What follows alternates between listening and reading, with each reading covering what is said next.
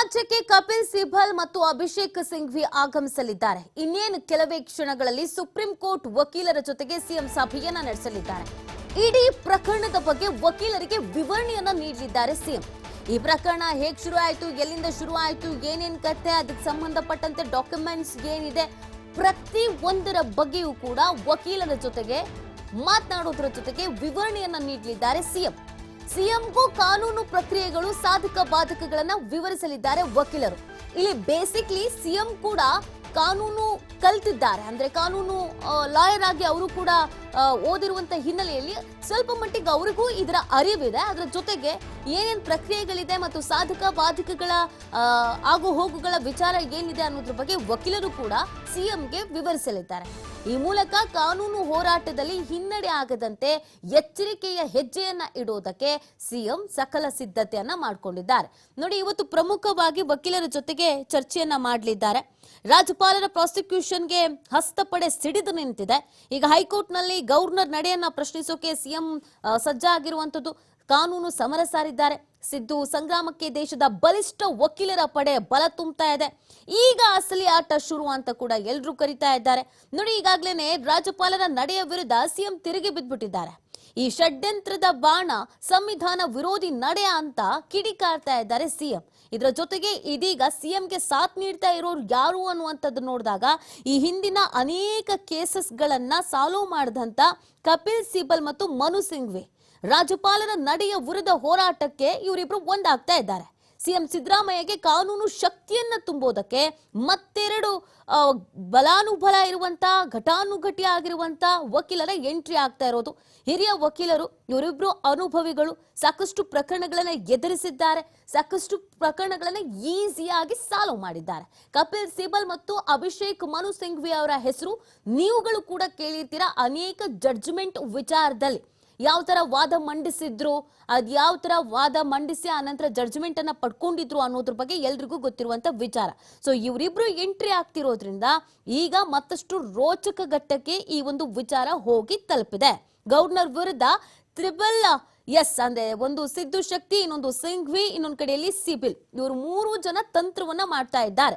So ಹಾಗಾಗಿ ಇದು ಎಷ್ಟು ಮಟ್ಟಿಗೆ ವರ್ಕೌಟ್ ಆಗತ್ತೆ ಅನ್ನೋದು ಕೂಡ ಸಾಕಷ್ಟು ಕುತೂಹಲಕ್ಕೆ ಕಾರಣವಾಗ್ತಾ ಇದೆ. ನೋಡಿ, ಕಾಂಗ್ರೆಸ್ ಪಕ್ಷದ ಹಿರಿಯರು ಹಾಗೂ ಕಾನೂನು ಹೋರಾಟಗಾರರು ಆಗಿರುವಂತ ಅಭಿಷೇಕ್ ಸಿಂಘ್ವಿ ಹಾಗೂ ಕಪಿಲ್ ಸಿಬಲ್ ಎಂಟ್ರಿ ಆಗ್ತಿರೋದು ಪ್ರಕರಣವನ್ನ ಇದೀಗ ಮತ್ತಷ್ಟು ರೋಚಕ ಘಟ್ಟಕ್ಕೆ ಕೊಂಡೊಯ್ತಾ ಇದೆ.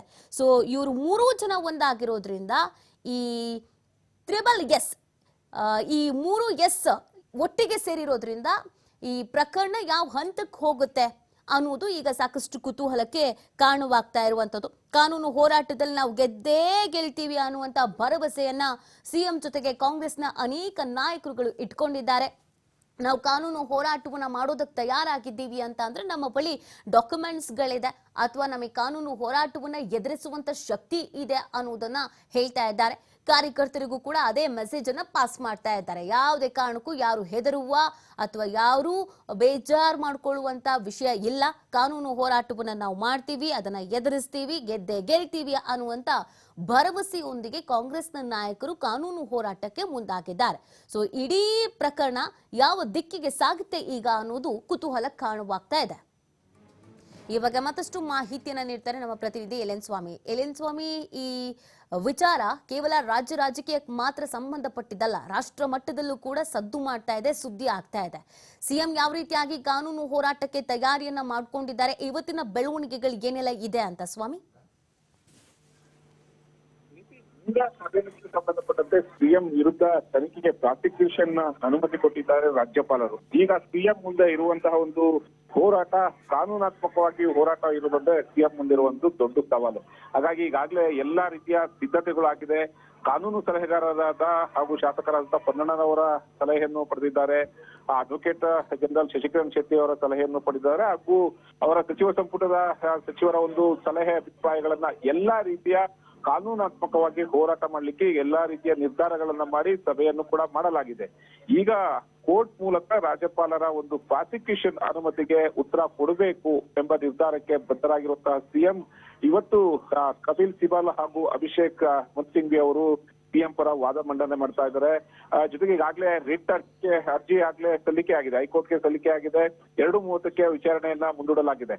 ಅಂದ್ರೆ ಈಗ ಯಾವೆಲ್ಲ ಒಂದು ವಿಚಾರಗಳನ್ನ ಇಟ್ಕೊಂಡು ವಾದ ಮಾಡಬಹುದು, ರಾಜ್ಯಪಾಲರು ಸಿಎಂ ವಿರುದ್ಧ ಪ್ರಾಸಿಕ್ಯೂಷನ್ಗೆ ಅನುಮತಿ ಕೊಟ್ಟಿರುವ ಯಾವ ಆಧಾರದ ಮೇಲೆ ಕೊಟ್ಟಿದ್ದಾರೆ, ಮೂಡ ಅಕ್ರಮವಾಗಿ ಸೈಟುಗಳನ್ನು ಪಡೆದಿದ್ದಾರೆ ಎಂಬ ಆರೋಪ, ಅಂದ್ರೆ ಅವರ ಸಿಎಂ ಪತ್ನಿ ಹೆಸರಲ್ಲಿ 14 ಸೈಟ್ಗಳು ಹಂಚಿಕೆ ಆಗಿದೆ ಅಕ್ರಮವಾಗಿ ಎಂಬ ಆರೋಪ ಯಾವ ಆಧಾರದ ಮೇಲೆ ಆರೋಪ ಮಾಡ್ತಾ ಇದ್ದಾರೆ. ಜೊತೆಗೆ ಇದು ಅವರಿಗೆ ಯಾವ ರೀತಿ ದಾಖಲೆಗಳ ಪರಭಾವೆ ಆಯ್ತು, ಜಮೀನು ಪರಭಾವೆ ಆಯ್ತು ಎಂಬ ಸಂಪೂರ್ಣ ದಾಖಲೆಗಳನ್ನ ವಕೀಲರು ಕಪಿಲ್ ಸಿಬಲ್ ಹಾಗೂ ಅಭಿಷೇಕ್ ಮನು ಸಿಂಘ್ವಿ ಪರಿಶೀಲನೆ ಮಾಡ್ತಾರೆ.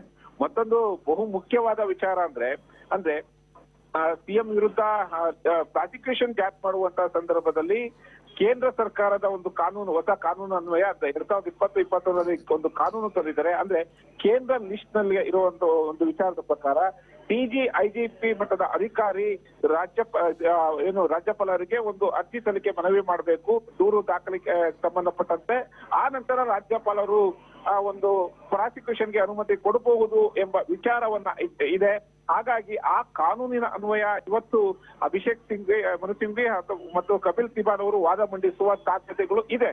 ಜೊತೆಗೆ ಯಾವ 3 ಅರ್ಜಿದಾರರು ಖಾಸಗಿ ದೂರುಗಳನ್ನ ಸಲ್ಲಿಸಿದ್ರು, ಅಂದ್ರೆ ಸಿಜೆ ಅಬ್ರಹಂ ಆಗ್ಬೋದು, ಜೊತೆಗೆ ಪ್ರದೀಪ್ ಕುಮಾರ್ ಆಗ್ಬೋದು, ಸ್ನೇಹಮಯಿ ಕೃಷ್ಣ ಆಗ್ಬೋದು, ಇವರು ಸಲ್ಲಿಸಿದಂತ ಒಂದು ಅರ್ಜಿಗಳಲ್ಲಿ ಯಾವ ಅಂಶಗಳನ್ನ ಉಲ್ಲೇಖ ಮಾಡಿದ್ದಾರೆ, ಪ್ರಾಸಿಕ್ಯೂಷನ್ಗೆ ಅನುಮತಿಗೆ ಕೊಡುವಂತಹ ಒಂದು ಯಾವ ದಾಖಲೆಗಳನ್ನ ಕೊಟ್ಟಿದ್ದಾರೆ ಎಂಬ ಮಾಹಿತಿಯನ್ನ ತಿಳಿಸ್ಕೊಂಡು ಅದನ್ನ ಪರಿಶೀಲನೆ ಮಾಡಿ ಆ ನಂತರ ಸಿಎಂ ಜೊತೆ ಕೂಡ ಖುದ್ದು ಚರ್ಚೆ ಮಾಡಿ ಯಾವ ವಿಚಾರಗಳನ್ನ ವಾದ ಮಾಡಬೇಕು ಎಂಬ ಪಟ್ಟಿಯನ್ನ ತಯಾರು ಮಾಡ್ಕೊಳ್ತಾರೆ. ಹಾಗಾಗಿ ಇವತ್ತಿನ ಒಂದು ಪ್ರಮುಖವಾದ ಒಂದು ವಿಚಾರ, ಅಭಿಷೇಕ್ ಮನು ಸಿಂಘ್ವಿ ಹಾಗೂ ಕಪಿಲ್ ಸಿಬಲ್ ಅವರು ಯಾವ ಒಂದು ಆಧಾರವನ್ನ ಇಟ್ಕೊಂಡು ವಾದ ಮಾಡ್ತಾರೆ ಎಂದು ಕೂಡ ಸಾಕಷ್ಟು ಕುತೂಹಲ ಮೂಡಿಸ್ತಾ ಇದೆ. ಜೊತೆಗೆ ಸಿಎಂ ಸಿದ್ದರಾಮಯ್ಯನವರು ಸಾಕಷ್ಟು ಮುನ್ನೆಚ್ಚರಿಕೆಯನ್ನ ವಹಿಸಿರೋದು ಇಲ್ಲಿ ಬಹುತೇಕ ಸ್ಪಷ್ಟ ಆಗ್ತಾ ಇದೆ.